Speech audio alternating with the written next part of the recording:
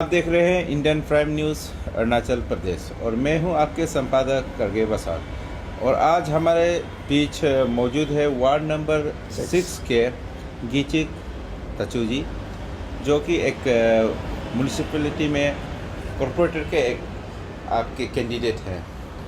आज उससे हम बातें करेंगे। सबसे पहले उसकी स्वागत कर लेते हैं हम। सर, आपकी हमारे इस चैनल पे आपकी बहुत बहुत स्वागत है सर। Thank you. तो सर, अभी हमने यहाँ पे सर्वे किया आपका सेक्टर में वार्ड नंबर 6, जहाँ आप ऐसे कैंडिडेट आ रहे हैं। तो लोगों से हमने काफ़ी बातें की। तो लोगों का कहना है कि यहाँ पे हाई सेकेंडरी स्कूल, जो कि बहुत ही इम्पोर्टेंट एक पूजा की मंदिर है, तो वो सेक्टर आपके अंदर भी आ जाते हैं। और पंचायत और यहाँ पे बहुत बड़े बड़े डायरेक्टर के ऑफिस रहते हैं, मगर यहाँ पे प्रॉपर ड्रेनेज न होने के कारण यहाँ के लोगों को काफ़ी समस्या आते हैं। और साथ ही आपकी गार्बेज जो डस्टबिन वगैरह है, इतने बड़े इंस्टीट्यूट और ऑफिस के सामने डस्टबिन इस तरह फैल दिया जाता है कि सारे जगह गंदगी से भर जाते हैं। तो इस पे आप सर क्या कहना चाहोगे सर? हाँ, उसमें मैं ज़रूर ये कहना चाहूँगा, बहुत सालों से हम देख चुका हूँ और देख रहा हूँ। और ये government higher secondary school Itanagar में बहुत साल से हम SMDC मेंबर में रह चुका हूँ। और स्कूल का समस्या जो प्रॉब्लम है उसको भी बहुत हैंडल करके देखा हूँ। ये जो टीचिंग स्टाफ से मिल के प्रिंसिपल, वाइस प्रिंसिपल, हमारे जो SMDC मेंबर्स के जो टीम हर प्रॉब्लम को स्कूल को थोड़ा सा सुधर के रखा है, ये हायर सेकेंडरी स्कूल। और हमारे वार्ड नंबर 6 में पिछले जो म्यूनिसिपल जो काउंसलर जो किया है, उसी 5 साल में देखा है तो कुछ कमियां तो है। या काउंसलर का जो अच्छा से इम्प्लीमेंट नहीं किया गया, गवर्नमेंट का तरफ से फंडिंग जो कमियां का वजह से हुआ, उसको देख रहा है। या में 7 सेक्टर है: hill top, Nepa club, Daying Ering Narwa colony, F sector, Abotani colony, E sector. उसी 7 सेक्टर में सबसे ज़रूरी है ड्रेनेज सिस्टम को प्रॉपर करना। और जो हर एक घर में प्रॉपर जो लाइट इलेक्ट्रिसिटी को कनेक्शन कर देना। जहाँ में आज तक जो LT लाइन जो इंस्टॉल नहीं किया, उसको प्रॉपर कर देना, कनेक्शन कर देना। और या गार्बेज का भी एक समस्या है, प्रॉपर लोकेशन जो मैंने स्टोरेज कर नहीं पा रहा है, उसी में भी सही जगह में स्टोरेज करना चाहिए। जो गार्बेज जो उतारता है उसको तकलीफ नहीं होने के लिए, इसमें ज़रूरी है। और या जितने बड़ा बड़ा हमारे ये जो गवर्नमेंट ऑफ अरुणाचल का सिविल सेक्रेटरी भी हमारा वार्ड अंदर में है, असेंबली, इसके जितने लोग डायरेक्टर, कम से कम 21-22 तो डायरेक्टर हमारे वार्ड नंबर 6 में है। हर एक ऑफिस के डायरेक्टर ऑफिस के फ्रंट में जो ड्रेन है, जो रोड है, वो जो होना चाहिए वो नहीं है। इसका ड्रेनेज सिस्टम भी ठीक नहीं है, प्रॉपर नहीं है। इसके वजह से समर सीजन में बहुत समस्या होता है, बहुत तकलीफ होता है। ऑफिसर लोग भी तकलीफ होता है और हम लोग आम जनता लोग भी तकलीफ होता है। इसके बाद सबसे ज़रूरी एक तो हम देखा दिया, अभी पिछले 2 सप्ताह से हम हर एक और हर एक परिवार में हम जुड़ के देखा है, हम घूम के देखा है। या अबुतानी कॉलोनी में सबसे, या ईटानगर के तकलीफ जगह अबुतानी कॉलोनी में है, हम देख चुका हूँ।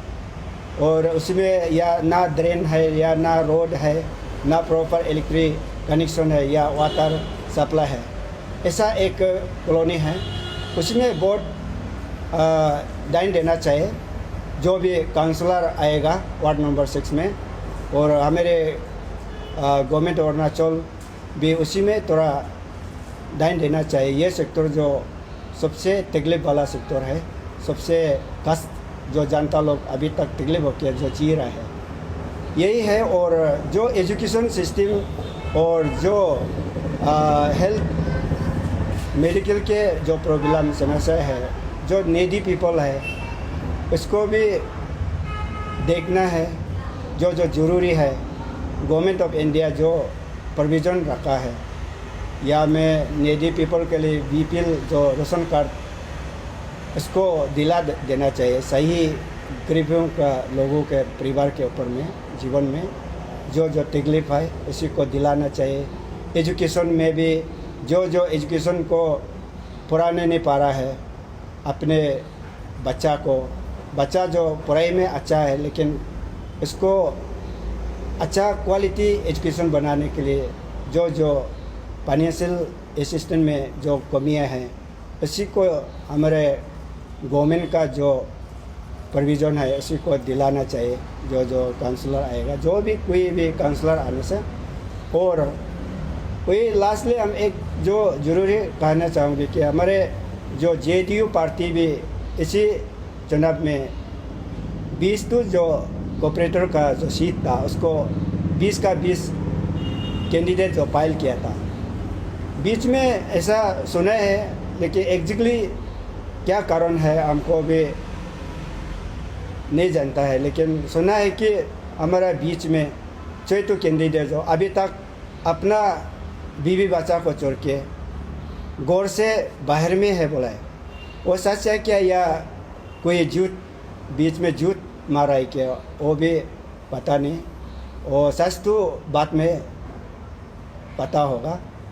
और हम इसी वार्ड नंबर 6 के जनता को मैं वही अनुरोध करना चाहूँगा, मैं निवेदन करना चाहूँगा इसी चुनाव में जनता भी खुद अपने वोट जो राइट वोट को सही आदमी को सही लीडर को फैसला करना वो तो जनता का ऊपर में है।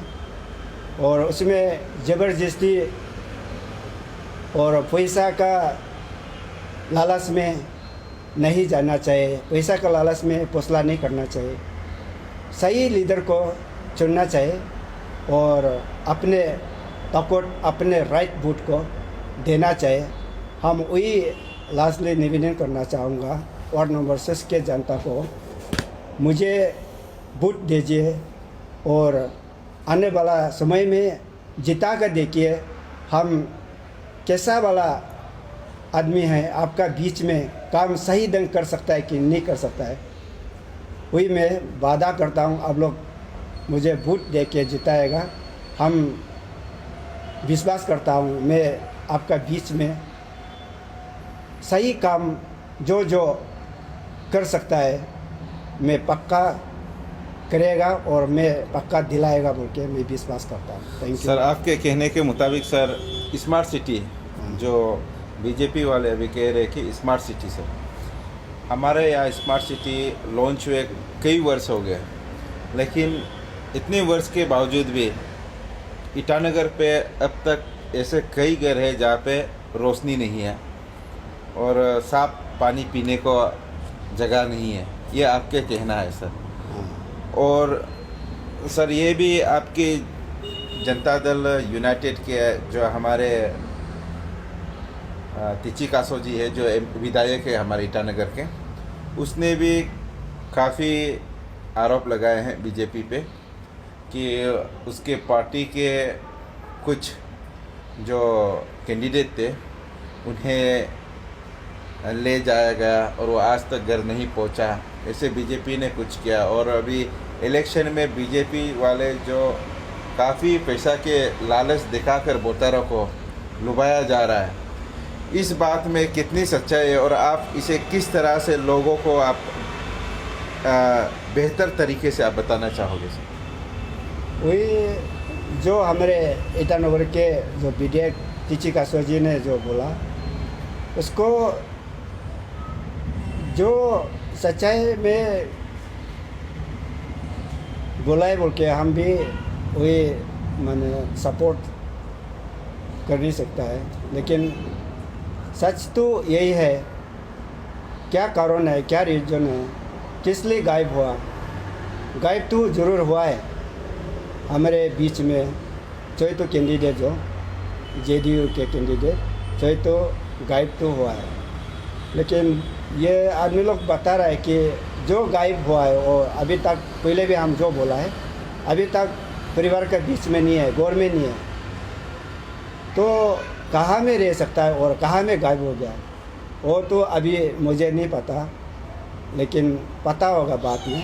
सर आपका मौजूद आपके क्या कहना है, बीजेपी वाले क्या इलेक्शन में पैसा से वोटरों को क्या लुभाया जा रहा है, इस पे कितनी सच्चाई है सर? उसमें सच्चाई तो हुई है, लेकिन मुझे प्रैक्टिकली नहीं देखा है, या बीच में ये लोग सही भी बोला होगा या झूठ भी बोला होगा, वही सुनाई दे रहा है। गवर्नमेंट ऑफ अरुणाचल जो पैसा बचत करके या बीजेपी कैंडिडेट को जिताना है, पैसा से जनता को किन के जिताएगा बोल के, तो वही सुनाई दे रहा है। लेकिन जो जो कैंडिडेट गायब हुआ वो भी तो ऐसा हवा में वही सुनाई दे रहा है कि पैसा से लेके छुपाया बोल के और छोड़ने दिया बोल के, कैंडिडेट से पार्टिसिपेट करने नहीं दे के छोड़ने दिया बोल के, वही ये सब मैंने बीच में वही हवा पानी तो वही चल रहा है। सर जैसे स्मार्ट सिटी बन गया हमारा ईटानगर, तो यहाँ पे भी आपने कहा आपके जो वार्ड नंबर 6 में कितनी कॉलोनी ऐसे है, कॉलोनी और कितनी घर है स्मार्ट सिटी होने के बावजूद भी जिसे साफ पानी पीने को नहीं मिल रहे हैं और अभी तक आपकी इलेक्ट्रिसिटी नहीं पहुँचा, ऐसे आपको कितनी सेक्टर मिला और कितनी घर मिला? ये मैं वार्ड नंबर 6 में, वार्ड नंबर 6 में तो अभी तक जो ईटानगर को, अरुणाचल में ईटानगर और पासीघाट को स्मार्ट सिटी तो मैंने वही बता रहा है, लेकिन अभी स्मार्ट सिटी को तो हम ईटानगर में देखा ही नहीं दे रहा है। और जितना हमारे यहाँ में 7 सेक्टर में स्मार्ट सिटी का जो लेके स्कीम से कुछ उजला किया, कुछ बदला दिया, ऐसा तो कहीं भी सेक्टर में देखा ही नहीं दिया। नहीं, अभी आपने जो कहा कि हमारे जो वार्ड नंबर 6 में कई घर ऐसा है जहाँ पे साफ पानी पीने को नहीं मिल रहा और इलेक्ट्रिसिटी की भी काफ़ी प्रॉब्लम आ रहे हैं, ऐसे आपके वार्ड और सेक्टर पे कितने मिला सर घर आपको? हाँ, ऐसा तो हमारे सेक्टर में मैक्सिमम जो 70% जो गौर है, परिवार है, और गवर्नमेंट का तरफ से ना वाटर सप्लाई का कनेक्शन मिला।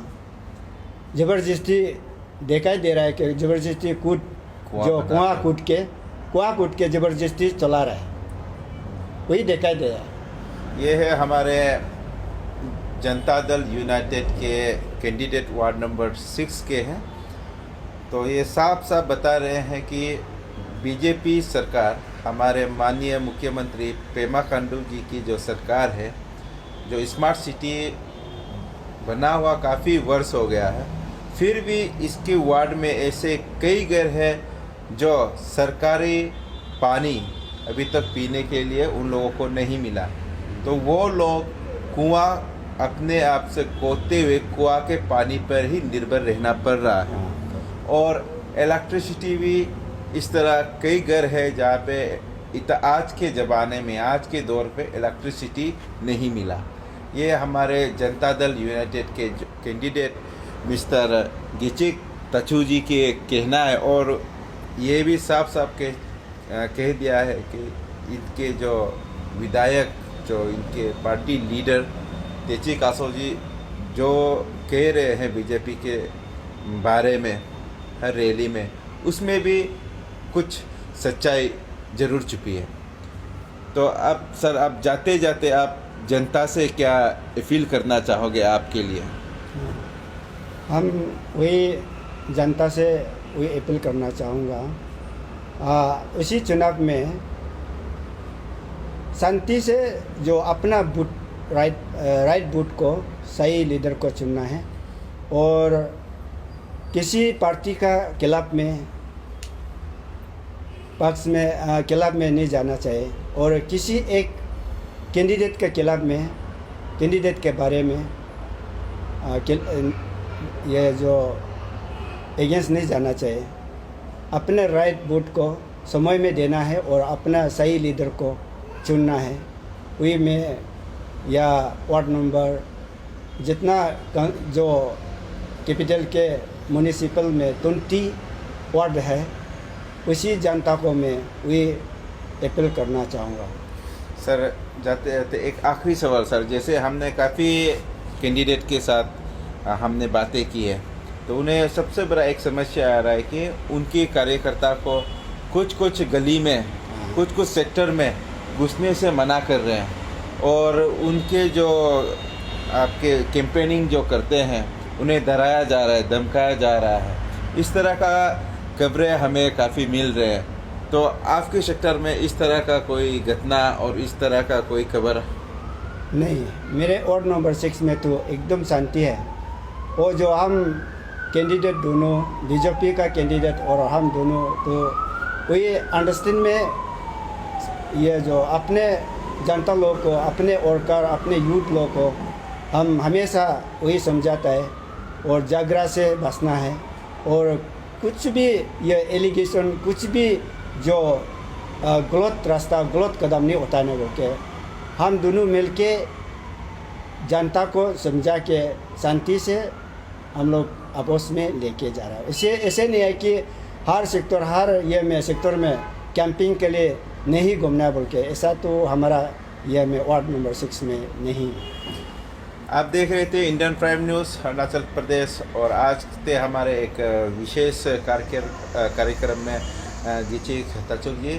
तो हम इसी के साथ हमारे जो म्यूनिसिपल के दौर है इसे यही ख़त्म करते हैं। कल फिर मिलेंगे एक नया कैंडिडेट के साथ और एक नया विचार के साथ। तब तक अपने ख्याल रखिए।